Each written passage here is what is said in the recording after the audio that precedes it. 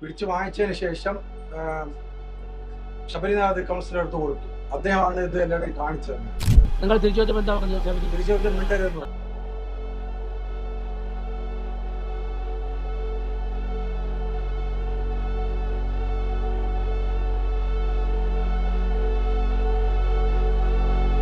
ആ അറ്റൻഡൻസ് രജിസ്റ്ററിന്റെ ചില പേജുകൾ നശിപ്പിക്കാനുള്ള ഒരു ശ്രമം നടന്നിരുന്നു. ചിലർ ഗ്ലാസ്സിൽ നിന്ന് വെള്ളം എടുത്തിട്ട് അങ്ങോട്ടും ഇങ്ങോട്ടൊക്കെ ഒഴിക്കുന്നതാണ്. ഈ അറ്റൻഡൻസ് രജിസ്റ്ററിന്റെ കാര്യം പറഞ്ഞില്ലേ, അത് ആവർത്തിച്ച് നിങ്ങൾ ചിലർ അറിഞ്ഞില്ല എന്ന് രാഷ്ട്രീയ നേതാക്കന്മാർ നടിക്കുന്നത് മനസ്സിലാക്കാം. മാധ്യമപ്രവർത്തകർ അങ്ങനെ ചെയ്യാൻ പാടില്ല. ചെയർമാന്റെ നെഞ്ച് വേദന ഉണ്ടെന്ന് പറഞ്ഞ് അദ്ദേഹത്തിന്റെ ഷർട്ട് കീറിയിട്ടുണ്ട്, ഇപ്പോൾ ഹോസ്പിറ്റലിലേക്ക് പോയിരിക്കുകയാണ്. ഈ പാരമ്പര്യമൊക്കെ പറയുന്നവർ അക്കാര്യങ്ങൾ ശ്രദ്ധിക്കണ്ടേ? നിയമ പോരാട്ടം നടത്തേണ്ടത് അറ്റൻഡൻസ് ബുക്കിന്റെ ഒരു പേജ് വലിച്ചു കീറിക്കൊണ്ടല്ലോ.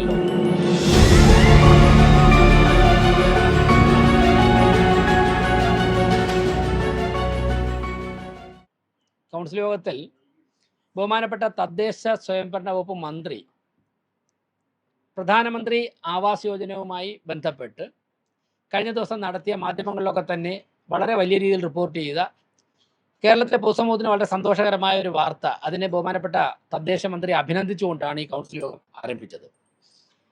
നിങ്ങൾക്കൊക്കെ അറിയാം, കഴിഞ്ഞ ബഡ്ജറ്റ് പ്രഖ്യാപിച്ചപ്പോൾ തന്നെ PMAY പദ്ധതിയിൽ ഒരു എംബ്ലം വയ്ക്കുന്നതായിട്ട് ബന്ധപ്പെട്ട് തെറ്റായ വിവരങ്ങൾ കൗൺസിലിൽ ചില LDF കൗൺസിലർമാർ പറഞ്ഞിരുന്നു. അന്ന് തന്നെ PMAY പദ്ധതിയിൽ പ്രധാനമന്ത്രിയുടെയോ മറ്റു മന്ത്രിമാരുടെയോ ഒന്നും ചിത്രമല്ല, PMAY പ്രോജക്റ്റിൻ്റെ എംബ്ലമാണ് വയ്ക്കാൻ കേന്ദ്ര ഗവൺമെൻറ് പറഞ്ഞതെന്ന് ഭരണസമിതി പറഞ്ഞിരുന്നു.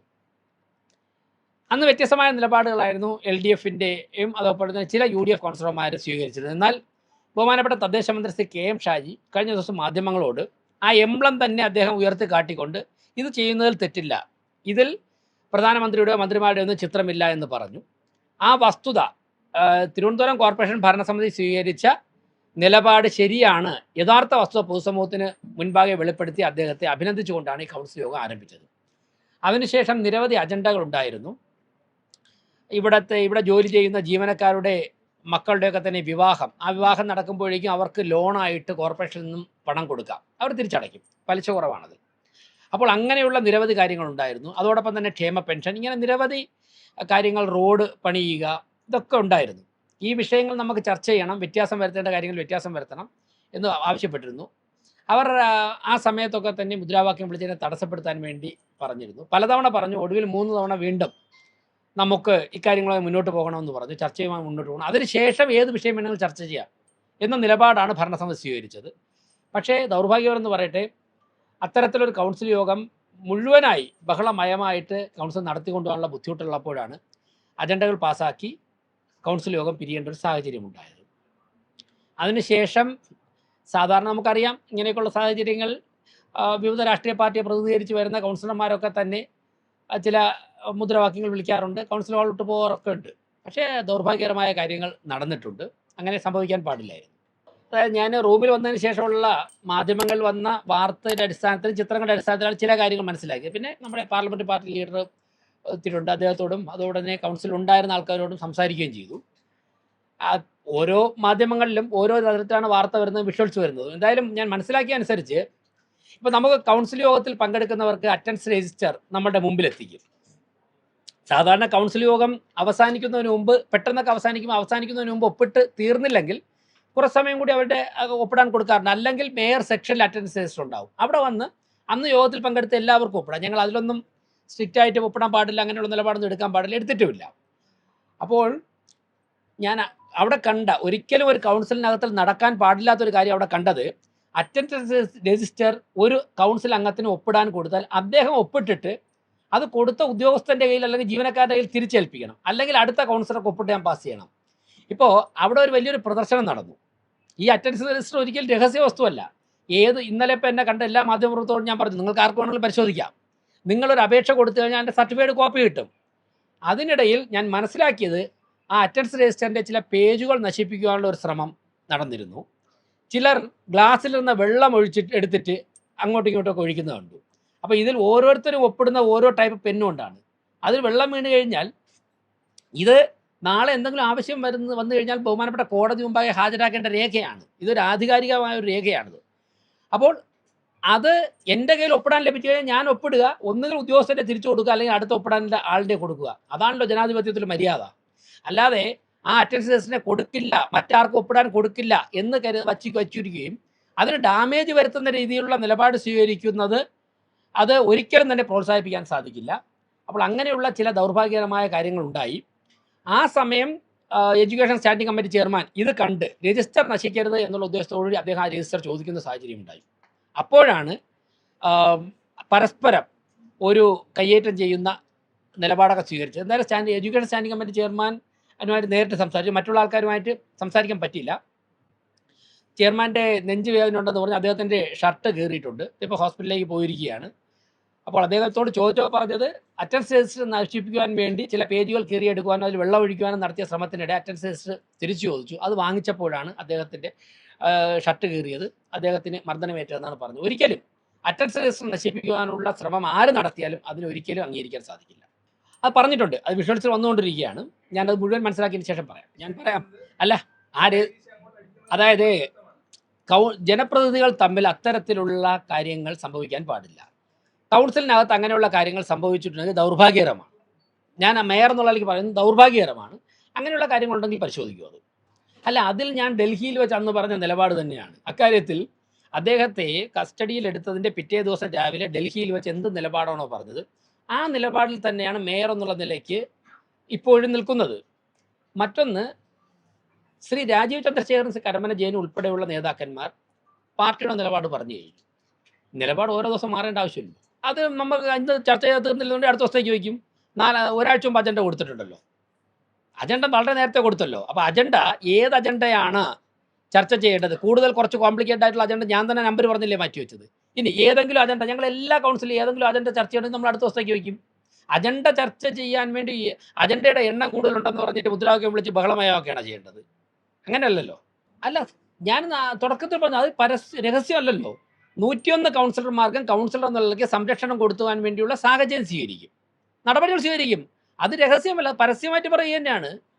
ഇനി ഈ വാഴോട്ടുകോണം കൗൺസിലർ സുഗതൻ്റെ കാര്യത്തിൽ ഒരു നടപടിയും സ്വീകരിക്കുവാൻ ഒരു മേയർക്ക് സാധിക്കില്ല. ഒരു മേയർക്ക് ആക്ട് ചെയ്യാൻ സാധിക്കുന്നത് ജനപ്രാതിനിധ്യ നിയമം അനുസരിച്ചോ മുനിസിപ്പൽ ആക്ട് അനുസരിച്ചോ ആണ്. അതിൽ ഒരു കേസിൽ പ്രതിയായ വ്യക്തിക്കെതിരെ മേയർക്ക് നിലപാട് സ്വീകരിക്കാൻ സാധിക്കില്ല. എൻ്റെ അധികാര പരിധിക്ക് അപ്പുറത്തേക്കുന്ന ഒരു കാര്യത്തിൽ ഞാൻ ആക്ട് ചെയ്യില്ല എന്ന് പറയുന്നതിൽ എന്താണ് അതിൻ്റെ പ്രസക്തി? പിന്നെ ഈ അറ്റൻഡൻസ് രജിസ്റ്ററിൻ്റെ കാര്യം പറഞ്ഞില്ലേ, അത് ആവർത്തിച്ച് നിങ്ങൾ ചിലർ അറിഞ്ഞില്ല എന്ന് രാഷ്ട്രീയ നേതാക്കന്മാർ നടിക്കുന്നത് മനസ്സിലാക്കാം. മാധ്യമപ്രവർത്തകർ അങ്ങനെ ചെയ്യാൻ പാടില്ല. നിങ്ങൾ മനസ്സിലാക്കണം, ഇത് 4 തരത്തിലുള്ള രേഖകളുണ്ട്. സ്മാർട്ടുണ്ട്. ഇന്നിപ്പോൾ 1-2 മണിക്കൂർ കഴിഞ്ഞ് ചെന്ന് കഴിഞ്ഞാൽ ഇന്ന് വന്നവരെ കുറിച്ചുള്ള മുഴുവൻ രേഖകളും സ്മാർട്ടിലുണ്ടാകും. അതുപോലെ തന്നെ വിഷ്വൽസ് ഉണ്ട്, വീഡിയോ ഉണ്ട്, പിന്നെ ഫോട്ടോ ഉണ്ട്, ഡേറ്റഡ് ഫോട്ടോ ഉണ്ട്. മറ്റൊന്ന്, ഈ കഴിഞ്ഞ 3-4 മാസത്തിലെ കൗൺസിലിലെ നിങ്ങളുടെ വിഷ്വൽസ് തന്നെ നോക്കിക്കഴിഞ്ഞാൽ അതിൽ സുഗതൻ വന്നിട്ടുണ്ടോ എന്ന് നിങ്ങൾക്ക് തന്നെ അറിയാൻ പറ്റുമല്ലോ. ഏപ്രിൽ, മെയ്, ജൂൺ ഈ മാസങ്ങളിൽ, അല്ലെങ്കിൽ മാർച്ച് ഈ മാസങ്ങളിലൊക്കെ സുഗതൻ ഹാജരായിട്ടുണ്ടല്ലോ, നിങ്ങൾക്ക് തന്നെ വിഷ്വൽസ് കാണുമല്ലോ. അതെങ്ങനെയാണ് ഒരു നശിപ്പിക്കുക? ഇങ്ങനെയുള്ള വില കുറഞ്ഞ ആരോപണങ്ങൾ നടത്തരുത്. ഇന്ന് പങ്കെടുത്ത കൗൺസിലർമാർക്ക് അവിടെ വച്ച് അപ്പോൾ തന്നെ ജീവനക്കാരൻ കൊടുത്ത ഫോഴ്സിൽ, ആ ജീവനക്കാരനൂടെ ഉണ്ട്, ഞാനത് കഴിഞ്ഞ് സംസാരിക്കാം എന്താ സംഭവിച്ചതെന്ന്. ആ ജീവനക്കാരനൂടെ ഉണ്ട്. അതിപ്പോൾ ഒരു പാവപ്പെട്ട ജീവനക്കാരൻ, ആ ജീവനക്കാരൻ കൊടുത്ത സാഹചര്യം വെച്ച് അത് ഒപ്പിട്ട് അടുത്ത ആളിന് ഹാൻഡ് ഓവർ ചെയ്തിരുന്നെങ്കിൽ എല്ലാവർക്കും ഒപ്പിടാൻ സാധിക്കുമായിരുന്നു. അതിന് പകരം ഈ രജിസ്റ്റർ ഇവിടെ എന്തൊക്കെയോ പ്രതിസന്ധികളുണ്ട് എന്ന്, അത് എനിക്ക് തോന്നുന്നു സ്വന്തം പ്രസക്തിയും സാന്നിധ്യവും അറിയിക്കുവാൻ വേണ്ടി ആയിരിക്കാം. ഇങ്ങനെയുള്ള ഷോ ഓഫിൻ്റെയൊക്കെ കാര്യമുണ്ടോ? ഏത് മാധ്യമപ്രവർത്തകർക്കും ഇതൊരു പബ്ലിക് ഡൊമൈനിലുള്ള സാധനമല്ലേ. ഒരു പെറ്റീഷൻ ഫയൽ ചെയ്ത് കഴിഞ്ഞാൽ ഉടൻ തന്നെ അതിൻ്റെ ഫോട്ടോ കോപ്പി കിട്ടില്ല, സർട്ടിഫൈഡ് കോപ്പി. അതിന് പകരം മറ്റുള്ളവർ ഒപ്പിട്ടുകൊണ്ട് നിൽക്കുമ്പോഴേക്കും അതിനെ എടുത്ത് എന്തോ കണ്ടുപിടിച്ചതുപോലെ, ഒരു പബ്ലിക് ഡോക്യുമെൻ്റ് അതിനെല്ലോ കണ്ടുപിടിച്ചതുപോലെ എടുത്ത് പ്രദർശിപ്പിച്ച് കാണിക്കുക, മറ്റുള്ള ആർക്കും ഒപ്പിടാൻ സാധിക്കാത്ത സാഹചര്യം ഉണ്ടാവുക. അതിനിടയിൽ ഗ്ലാസ്സിൽ കുടിക്കാൻ കൊടുത്ത വെള്ളം എടുത്ത് ഒഴിക്കുക, ചൂടുവെള്ളം, വെള്ളം എടുത്ത് അപ്പം സ്വാഭാവികമായിട്ടും മഷി പടർന്നു പോവില്ലേ. അതിൽ 1-2 പേജുകൾ കീറിയിട്ടുണ്ട്. അങ്ങനെയുള്ള സാഹചര്യങ്ങൾ ഉണ്ടാകാൻ പാടില്ലായിരുന്നു. ഈ പാരമ്പര്യമൊക്കെ പറയുന്നവർ അക്കാര്യങ്ങൾ ശ്രദ്ധിക്കണ്ടേ? നിയമ പോരാട്ടം നടത്തേണ്ടത് അറ്റൻഡൻസ് ബുക്കിൻ്റെ ഒരു പേജ് വലിച്ചു കീറിക്കൊണ്ടല്ലോ. ബഹുമാനപ്പെട്ട കോടതികളുണ്ടല്ലോ, ആ കോടതിയല്ലോ തെരഞ്ഞെടുപ്പ് കമ്മീഷനിലോ സംസ്ഥാന സർക്കാരിലോ സമീപിക്കാമല്ലോ. നമ്മളൊക്കെ നിയമം അനുസരിക്കുന്ന സിറ്റിസണല്ലേ, പൗരന്മാരല്ലേ. അപ്പോൾ ഒരു ദൗർഭാഗ്യകരമാണ്. ഒരു കാരണവശാലും ഇങ്ങനെയുള്ള കാര്യങ്ങൾ ഉണ്ടാകാൻ പാടില്ലായിരുന്നു. അല്ല, അങ്ങനെ ദൃശ്യങ്ങൾ കണ്ടിട്ടുണ്ട്. ഇപ്പോൾ 1-ൽ കൂടുതൽ വനിതാ കൗൺസിലർ, ഇപ്പോൾ അർച്ചന മണികണ്ഠൻ ആശുപത്രിയിലേക്ക് പോയിട്ടുണ്ട്. പെയിൻ എന്ന് കരുതി പറഞ്ഞ് പോയിട്ടുണ്ട്. ഒന്നിൽ കൂടുതൽ പേർ പോയിട്ടുണ്ട്. ഒരു കാരണവശാലും ഞാൻ നേരത്തെ പറഞ്ഞല്ലോ, കൗൺസിലർമാരൊക്കെ തന്നെ ജനങ്ങൾ തിരഞ്ഞെടുത്ത് വിട്ടിരിക്കുന്നത് അവരുടെ ജനങ്ങളുടെ കാര്യങ്ങൾ നിർവഹിക്കുവാനാണ്. ഇത്തരത്തിലുള്ള സാഹചര്യം ഉണ്ടാകാൻ പാടില്ല. സ്വാഭാവികമായിട്ടും പ്രതിഷേധ പ്രകടനം നടത്തും, ആഹ്ലാദ പ്രകടനം നടത്തും, മുദ്രാവാക്യം വിളിക്കും. ഇതൊക്കെ തന്നെ ജനാധിപത്യത്തിൽ മര്യാദയ്ക്ക് നിരക്കുന്ന തരത്തിൽ നമ്മളെല്ലാവരും ചെയ്യാറുണ്ട്, ചെയ്യണം. പക്ഷേ പരസ്പരം ഹാജർ ബുക്ക്, ഏറ്റവും ആധികാരിക രേഖയായിട്ടുള്ള ഹാജർ ബുക്ക് ഒപ്പിടാൻ കൊടുത്താൽ ഞാൻ ഒപ്പിട്ടിട്ട് തിരികെ നൽകുക എന്നുള്ളതിലപ്പുറം അതിനെ വച്ചിട്ട് ഒരു ആയുധമാക്കി എടുത്തുകൊണ്ട് കളവായ വിവരങ്ങൾ എന്തിനാണ് പറയുന്നത്? അത്രയും എടുത്ത് അതെല്ലാവർക്കും കാണുന്നതല്ലേ. ഞാൻ എന്തോ കണ്ടുപിടിച്ചു, അതിലെന്താ ഉള്ളത്? അതിലെല്ലാവരുടെയും ഒപ്പുരേഖകളുണ്ട്. ഇത് കേസ് മാറ്റിലുള്ളതല്ലേ. അപ്പോൾ അവിടെ നിന്നാണ് ഈ പ്രതിസന്ധികൾ ആരംഭിച്ചത്. അങ്ങനെ ഒരു യോഗത്തിനെ, ഒരു നഗരസഭയുടെ ഫ്ലോറിനെ അങ്ങനെ ദുരുപയോഗം ചെയ്യാമോ? അവിടെ നിന്നല്ലേ ഈ പ്രതിസന്ധി ഉണ്ടായ അവിടെ നിന്നല്ലേ. എല്ലാ പേർക്കും ഈ അജണ്ട മുഴുവനും ചർച്ച ചെയ്യാൻ എത്ര മണിക്കൂറോടെ സമയം കൊടുക്കാമെന്ന് പറഞ്ഞല്ലോ. UDF മന്ത്രിസഭയിലെ ഒരു മന്ത്രി അഭിനന്ദിച്ചുകൊണ്ടല്ലേ ഈ കൗൺസിൽ തുടങ്ങിയത്, ഈ കൗൺസിൽ യോഗം. ഈ കോർപ്പറേഷൻ ഭരിക്കുന്ന പാർട്ടിയും ആ മന്ത്രിയുടെ പാർട്ടിയും തമ്മിൽ ആശയപരം ഒരിക്കലും യോജിക്കാത്ത പാർട്ടികളല്ലേ. പക്ഷേ ജനങ്ങൾക്ക് വേണ്ടി പ്രവർത്തിക്കുന്ന കാര്യത്തിന് അഭിനന്ദിച്ചുകൊണ്ട് ആണ് ഞങ്ങൾ പറഞ്ഞത് തുടങ്ങിയത് ഈ കൗൺസിൽ യോഗം. അത് രേഖകളിലുണ്ടാവില്ലേ? തയ്യാറുണ്ട്. പക്ഷേ ഞാൻ നേരത്തെ പറഞ്ഞല്ലോ, മുനിസിപ്പൽ ആക്ട് അനുസരിച്ച് അതിൻ്റെ അപേക്ഷ തരുമ്പോൾ 34 കൗൺസിലർമാരുടെ ഒപ്പ് വേണം. ഇവർ ഇന്നുവരെ 34 കൗൺസിലർമാരുടെ ഒപ്പിട്ടൊരു പേപ്പർ എനിക്ക് തന്നിട്ടില്ല. നിങ്ങൾ മാധ്യമപ്രവർത്തകർ മുൻകൈ എടുത്ത് ഒരു തവണയെങ്കിലും 34 കൗൺസിലർമാരുടെ ഒപ്പിട്ടൊരു പേപ്പർ വാങ്ങിച്ചു തരൂ. ഇന്നിരിക്കുന്നതിൽ ഏതെങ്കിലും ഒരു മാധ്യമപ്രവർത്തകൻ്റെ ഉത്തരവാദിത്വം ഏറ്റെടുത്തിട്ട് വിളിച്ചെന്നാൽ ഞങ്ങൾ അടുത്ത ദിവസം ഡേറ്റ് കൊടുക്കാം. കൗൺസിൽ യോഗം വിളിക്കാൻ ഒരു ബുദ്ധിമുട്ടുമില്ല. പക്ഷേ ഒരു 20 പേര് ഒപ്പിട്ട ഒരു കത്ത് വെച്ച് കൗൺസിൽ യോഗം വിളിച്ചു കഴിഞ്ഞാൽ മേയർ നടത്തുന്നത് ചട്ടവിരുദ്ധ പ്രവർത്തനമല്ലേ. ഒന്നുകിൽ എനിക്ക് മുനിസിപ്പൽ ആക്ട് അറിയില്ല എന്ന് പറയും. 20 പേര് ഒപ്പിട്ട ഒരു പെറ്റീഷൻ തന്നാൽ വിളിക്കാൻ പറ്റില്ലെന്ന് ഇവർക്ക് മനസ്സിലാക്കണ്ടേ?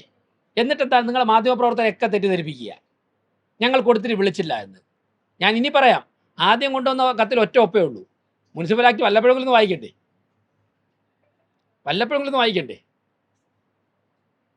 ആ ലെറ്റർ കെട്ടിവിടെ റിപ്പോർട്ട് അത് പുറത്ത് കാണിച്ചില്ലെന്നേ ഉള്ളൂ. പിന്നെന്താ തെറ്റിദ്ധാരണ നിങ്ങളുടെ ഇടയിൽ പരത്തിയത്? സുഗതൻ 2 കൗൺസിലിൽ ഒപ്പിട്ടില്ല. ഇലക്ട്രോണിക് എവിഡൻസ് ഉണ്ടല്ലോ, കേസ് മാറ്റിലുണ്ടല്ലോ. രജിസ്റ്റർ ബുക്ക് മേയർ സെക്ഷനിൽ ഇരിക്കുന്നതാണ്, സമ്മതിച്ചു. കേസ് മാറ്റിലുണ്ടല്ലോ, അത് പരിശോധിക്കട്ടെ. സുഗതൻ 2 കൗൺസിൽ ഒപ്പിട്ടില്ലെന്നല്ലേ മാധ്യമങ്ങളോടൊക്കെ തന്നെ LDFന്റെ പാർലമെന്ററി പാർട്ടി ലീഡർ പറഞ്ഞുകൊണ്ടിരുന്നത്. അത് കളവായ കാര്യമല്ലേ? അങ്ങനെ മാധ്യമ സമൂഹത്തെ ധരിപ്പിക്കാമോ? അതുകൊണ്ടല്ലേ ഇന്നത്തെ കൗൺസിൽ എല്ലാവരും ആകാംക്ഷയോടെ കാത്തിരുന്നത്. 3ാമത്തെ കൗൺസിൽ അദ്ദേഹം വന്നില്ല, ഇന്ന് അയോഗ്യനാവുകയാണ്. നാളെ രാവിലെ 10 മണിക്ക് ഭരണസമിതി ഭൂരിപക്ഷം നഷ്ടപ്പെടുകയാണ്. ഒന്നും സംഭവിച്ചിട്ടില്ലോ. 19 ജയിലിൽ കിടക്കുന്ന ആളിനെ ഞാനും അംഗവിചാരം സത്യപ്രതിജ്ഞ ചെയ്യാൻ പറ്റൂ? അത് ചോദ്യത്തിനൊരു കോമൺ സെൻസ് ഉണ്ടേ. ഇപ്പോൾ ജയിലിൽ ഒരു നിയമം അനുസരിച്ചുകൊണ്ട് ജയിലിൽ കിടക്കുന്ന ഒരു വ്യക്തിക്ക് അതിനകത്തുള്ള സത്യപ്രതിജ്ഞ ചെയ്യാൻ പറ്റുമോ? അതിന് കോടതിയെ സമീപിക്കും. അതെ, പലതരത്തിലുള്ള വിഷ്വൽസ് വന്നിട്ടുണ്ട്. എല്ലാം പരിശോധിക്കട്ടെ. ഓരോ മാധ്യമങ്ങളും ഓരോ വിഷ്വൽസാണ് വന്നിട്ടുള്ളത്. അതെല്ലാം പരിശോധിക്കും. എനിക്ക് ഒറ്റയടിക്ക് ഇപ്പോൾ കൗൺസിൽ യോഗം കഴിഞ്ഞിട്ട് മിനിറ്റുകളിലേ ആയുള്ളൂ. ഞാൻ പരിശോധിക്കട്ടെ, പറയാം. അങ്ങനെയല്ല അങ്ങനെയൊന്നും ഞാൻ പറഞ്ഞില്ല, അതൊക്കെ നിങ്ങൾ പറയുന്നതാണ്. ഷർട്ട് ചെമ്പഴം ചെയ്താൽ നേരിട്ട് വന്നു, അദ്ദേഹത്തിൻ്റെ ഷർട്ട് വലിച്ച് കയറിയിട്ടുണ്ട്. അദ്ദേഹത്തിന് ഭയങ്കര നന്നായിട്ട് നെഞ്ച് വേദനയുണ്ട്. അദ്ദേഹം ആശുപത്രിയിൽ പോയിരിക്കുകയാണ്. പരിശോധിക്കട്ടെ, എല്ലാ കാര്യങ്ങളും പരിശോധിക്കട്ടെ. അല്ല, അങ്ങനെയൊന്നുമുള്ള കാര്യങ്ങൾ ഉണ്ടാകാൻ പാടില്ല, അത് അനുവദിക്കാനും പാടില്ല. ഈ നിങ്ങൾ രജിസ്റ്റർ ബുക്ക് വാങ്ങിയിട്ട് ഒപ്പിട്ടിട്ട് തിരിച്ചു കൊടുക്കാതെ അവിടെ അതിനെ നശിപ്പിക്കുവാൻ വേണ്ടി നടന്ന പ്രവർത്തനത്തെക്കുറിച്ച് അത് മാധ്യമപ്രവർത്തകർ അക്കാര്യങ്ങൾ ശ്രദ്ധിക്കണം. രേഖകൾ നശിപ്പിച്ചുകൊണ്ടുള്ള കാര്യങ്ങൾ, ഇപ്പോൾ ഒരു ഭരണസമിതി മാറിയാലും ഈ രേഖകളൊക്കെ ഇവിടെ വേണ്ടേ? വേറൊരു വനിതാ കൗൺസിലർ മുഖം അവർ വളരെ വലിയ പെയിനാണെന്ന് പറഞ്ഞിട്ട് ഹോസ്പിറ്റലിൽ പോയിട്ടുണ്ട്. ചൂടുവെള്ളം വിഷ്വലുണ്ട്, അതിൻ്റെ ചൂടുവെള്ളം എടുത്ത് മുഖത്ത് ഒഴിക്കുന്നത്. വിഷ്വലിനിപ്പോൾ ചൂടാണെന്ന് അറിയാൻ പറ്റില്ല, അവിടെ വച്ചത് ചൂടുവെള്ളമാണ്. നിങ്ങളിപ്പോൾ അതൊന്ന് പറഞ്ഞോളൂ. പിന്നെ വേറൊരു കാര്യം, നിങ്ങൾ മയക്കപ്പെട്ടിരിക്കല്ലേ, ഈ രജിസ്റ്റർ കൊടുത്ത ജീവനക്കാരനുണ്ട്, ഇവിടുത്തെ ജീവനക്കാരൻ, അദ്ദേഹമാണ് കൊടുത്തത്. നിങ്ങൾ എന്താ സംഭവിച്ചത്? രജിസ്റ്റർ നിങ്ങൾക്ക് സംഭവിച്ചു, നിങ്ങൾ പറഞ്ഞു.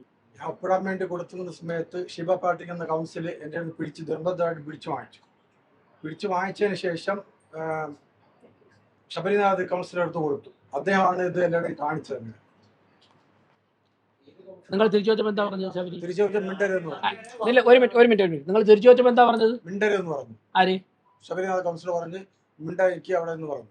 ഷിബ പാർട്ടി കൗൺസിലർ കൊടുത്തല്ല, ഒപ്പിടാൻ വേണ്ടി വാങ്ങിച്ചിട്ട് നിർബന്ധമായിട്ട് തരാതെ പിടിച്ച് ഞാൻ വേറെ ചോദിച്ചപ്പോൾ തന്നില്ല. യൂസഫ് വർഷങ്ങളായി ഇവിടെ ജോലി ചെയ്യുന്ന ജീവനക്കാരനാണ്. ഞാൻ മേയർ ആവുന്നതിന് മുമ്പ് തന്നെ യൂസഫ് എൻ്റെ സെക്ഷനിലുള്ള ആളാണ്. ഞാൻ മേയർ സെക്ഷനിൽ നിന്ന് ആരെയും മാറ്റിയിട്ടില്ല. അങ്ങനെ ഒന്ന് രണ്ടുപേരെ കൂടെ സഹായിക്കാൻ വേണ്ടി വച്ചെന്നേ ഉള്ളൂ. യൂസഫ് എത്രയോ യൂസഫിനെ കൂടെ നിർത്തിയിരിക്കുന്നത് അജണ്ട കൊണ്ട് കൊടുക്കുക, ഈ അറ്റൻഡൻസ് രജിസ്റ്റർ രേഖകൾ, ഇതൊക്കെ ഇവർ വർഷങ്ങളായി ചെയ്യുന്നവരായതുകൊണ്ട് അവർക്ക് ഓരോ കൗൺസിലർമാരെ വീടറിയാം, അജണ്ടകൾ വീട്ടിലേക്ക് എത്തിക്കുന്ന. അങ്ങനെ ഇവിടെ നേരത്തെ ഉണ്ടായിരുന്ന ജീവനക്കാർ തന്നെയാണ് ഇവരൊക്കെ. ഞങ്ങൾ കഴിഞ്ഞ ടൈമിൽ പ്രതിപക്ഷത്തായിരുന്നപ്പോൾ യൂസഫ് ഉൾപ്പെടെയുള്ള രജിസ്റ്റർ ഞങ്ങളെ തരുന്നത്, ഞങ്ങളുടെ വീട്ടിൽ അജണ്ട കൊണ്ടുവരുന്നത്. ഞങ്ങൾ ഒപ്പിട്ടിട്ട് ഒന്നുകിൽ അടുത്ത ആളിന് കൊടുക്കും, അല്ലെങ്കിൽ അവരെ തിരിച്ചു കൊടുക്കും. ഇത് ബലപ്രയോഗത്തിലൂടെ വാങ്ങുക, തിരിച്ചു കൊടുക്കാതിരിക്കുക. അപ്പോൾ കൂടുതൽ വന്നു കഴിഞ്ഞാൽ ഇത് അന്വേഷണം വരുമ്പോഴേക്കും ആ ജീവനക്കാരനല്ലേ ബാധിക്കുന്നത്. ഇന്നത്തെ മാധ്യമങ്ങൾ ഉണ്ടായിരുന്നതുകൊണ്ട് പ്രശ്നമില്ല. ഓക്കെ, ശരി, അപ്പോൾ കാണാം.